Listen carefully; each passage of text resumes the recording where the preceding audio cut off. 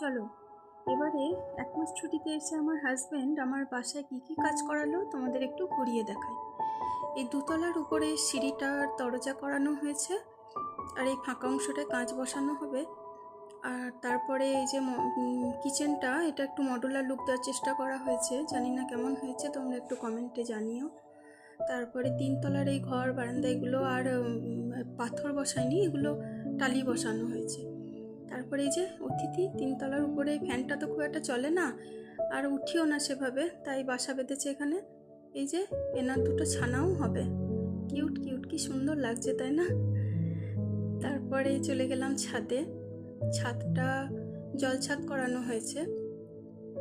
এই যে এখানটায় ফুল গাছ লাগানো হবে বলে করে নেওয়া হয়েছে। আর এই যে এখানে একটু টালি ফালি বসিয়ে কলতলাটা ঠিকঠাক করানো হয়েছে। তারপর নিচে এই দরজাটার সাথে সিঁড়ি